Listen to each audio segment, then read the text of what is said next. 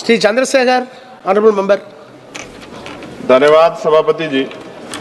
नाभिकीय ऊर्जा कोई साधारण क्षेत्र नहीं है। यह सीधे सीधे जन सुरक्षा, पर्यावरण और आने वाली पीढ़ियों से जुड़ा विषय है।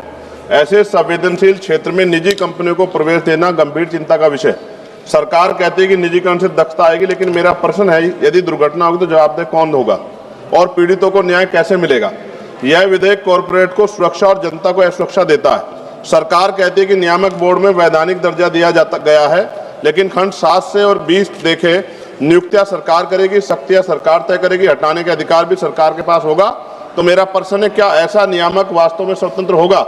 नियामक संस्था को वैधानिक दर्जा देना पर्याप्त नहीं है। सवाल यह है कि वह सरकार और निजी कंपनियों से स्वतंत्र होगी। सभापति जी, हम SC/ST के प्रतिनिधि के तौर पर यहाँ हैं। पिछले जितने सेक्टर प्राइवेट हुए हैं, उनसे SC/ST OBC के कर्मचारियों को चुन चुन के निकाल दिया प्राइवेट सेक्टर के लोगों ने। तो जब ये प्राइवेट हो जाएगा, निजी क्षेत्रों में चला जाएगा, SC/ST OBC कर्मचारियों के अधिकारों की रक्षा होगी, इस बात की गारंटी सरकार को देनी चाहिए।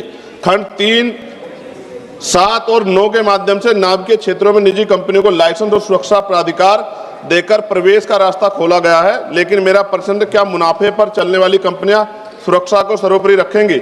महोदय, परमाणु दुर्घटना की कीमत कंपनी देश की जनता को चुकानी पड़ती है। खंड 11 से 15 स्पष्ट करता है कि नाभिकीय दुर्घटना की स्थिति में जवाबदेही को सीमित और नियंत्रित कर दिया गया है। यह विधेयक 2010 के नागरिक नाभिकीय दायित्व कानून की मूल भावनाओं को कमजोर करता है। खंड 12 और 13 में प्राकृतिक आपदा, आतंकवाद जैसे वाहनों के तहत देयता से छूट और सीमा तय की गई है। खंड 14 सरकार की देयता को भी सीमित करता है। नाभिकीय दुर्घटना का प्रभाव सालों तक नहीं बल्कि पीढ़ियों तक रहता है, लेकिन यह विधेयक पीड़ितों के अधिकारों पर कानूनी कैप लगा देता है। महोदय, खंड 15 के अंतर्गत निजी संचालकों के लिए बीमा अनिवार्य है, लेकिन सरकारी नाभिकीय प्रतिष्ठानों को इससे छूट दी गई। ये दोहरा मापदंड क्यों? क्या सरकारी संयंत्रों में दुर्घटना नहीं हो सकती है? खंड 5 और 25 के तहत यूरेनियम, थोरियम अन्वेषण और संवेदनशील गतिविधियों पर केंद्र सरकार का पूर्ण नियंत्रण स्थापित किया गया है, लेकिन विस्थापन, जल प्रदूषण, रेडियोधर्मी कचरे पर स्थानीय जनता की सहमति और पारदर्शी जन सुनवाई का कोई मजबूत प्रावधान नहीं है। अंत में सभापति जी, हम विकास के खिलाफ नहीं, लेकिन जन सुरक्षा कीमत पर विकास स्वीकार्य नहीं। इसलिए मेरी मांग है कि इसको JPC में भेजा जाए। धन्यवाद। जय भीम, जय भारत। Thank you.